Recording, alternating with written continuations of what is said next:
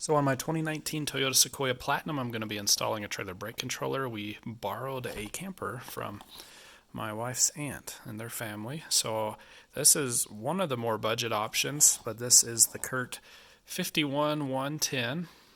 The links for everything will be down in the description. And it's funny because on Amazon this was completely blank. And this is the 51363 brake controller harness. This is supposed to plug right into the vehicle. The Sequoia is not listed on the front. It is listed on the back, but the year stop at 2015. On the Curt website, it does say that this wiring harness fits our 2019 Sequoia, so fingers crossed. They do have another part number that's 51362, and that is also coming. It's not supposed to be here till tomorrow, and it's supposed to arrive after we plan to leave, so I'm keeping my fingers crossed that this one will work. All right, so I'm going to go ahead and open this up.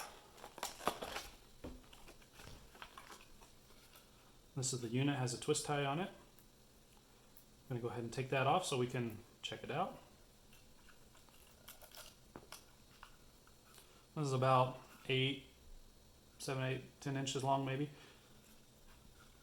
So this, I'm sure, is going to plug right into the harness, and then the white part plugs into the vehicle.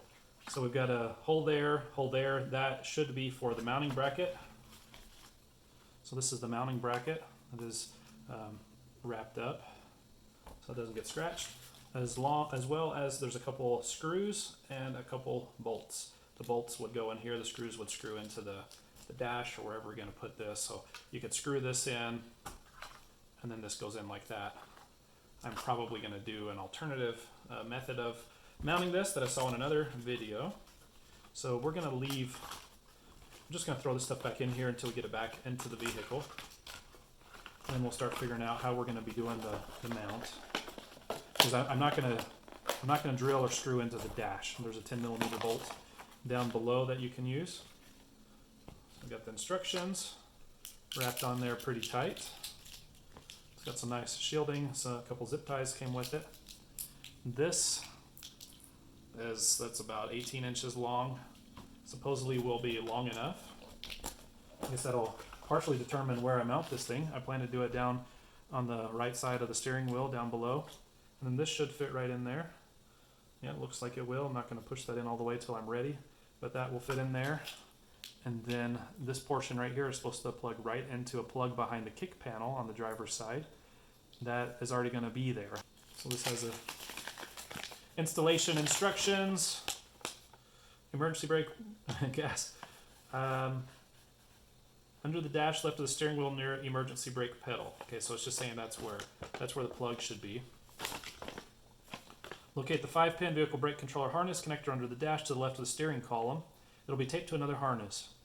Insert the connector, insert the brake controller's black connector, complete the installation using the brake control instructions.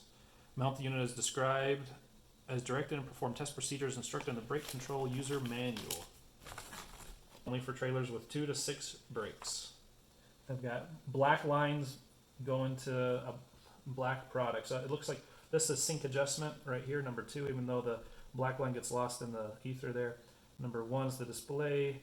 Number 3 is the output adjustment. Okay, so this is the output adjustment. Number 4 is the manual lever, and of course the plug. So it looks like you can do this any angle you would like. I plan to mount it so that I can still reach this little sync button over here and still access this. So I plan to have it sticking out from the dash a little bit so that I can easily apply a manual brake and adjust these settings. All right, so my 51362 arrived. This is the 63. This is the one that came on time. This is the one that was going to arrive too late, but we have not left quite yet. I just looked at these and they appear to be literally the same exact thing.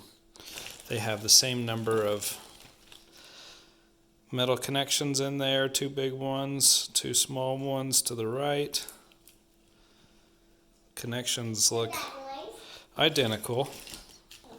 And then this side, they also look identical.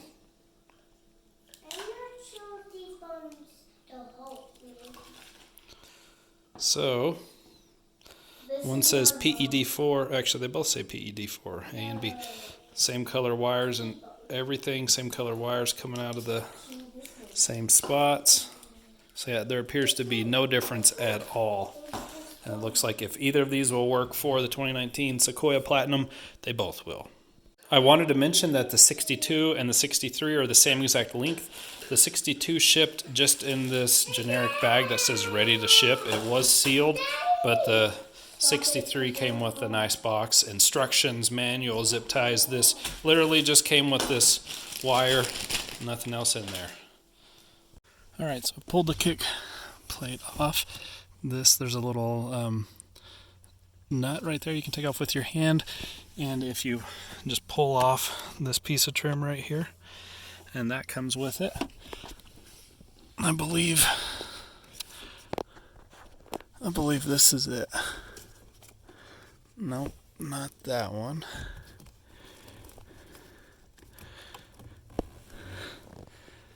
There's one up in there. I think that's it with the blue wire. So I'm going to cut this and cut that electrical tape and pull it down.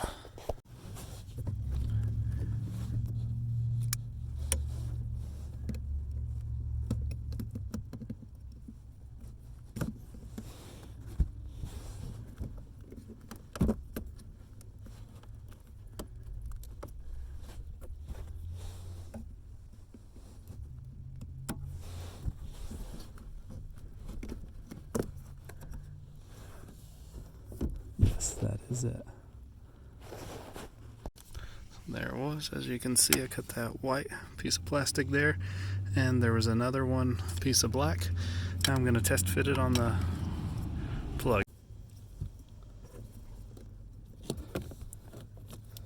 I'm just going to plug this right in.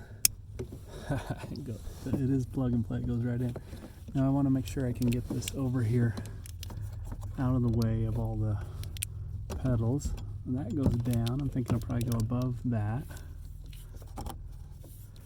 and across there. I'm going to go ahead and install the kick panel back on.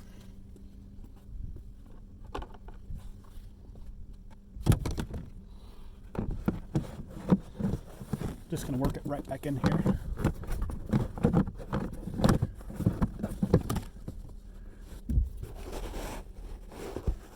This is that little piece I was telling you about, just screws on with your hand.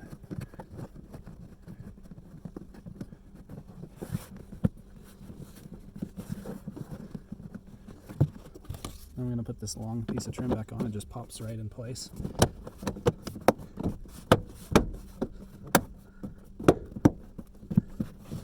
Okay, I'm going to show you what I've got so far. So I've got the wires coming above the kick panel. There's some wires right here I'm going to zip tie them to, as you can see. And then I'm going to bring this wire across over here, zip tie it to something else. And I'm going to use this 10mm bolt right there to make a little bracket to mount this thing on.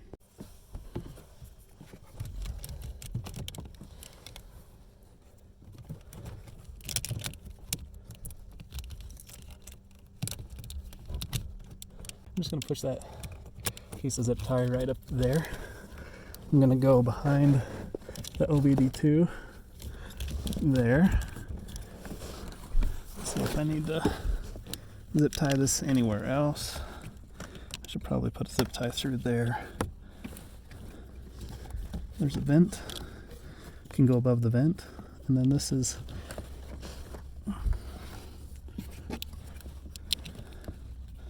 not a lot of things to attach to. I suppose I could come around the back side of the vent. Yeah, that'll help keep it out of the way. Then I'll plug it in and find some other way to wrap that up. I'm gonna go ahead and remove this 10mm bolt.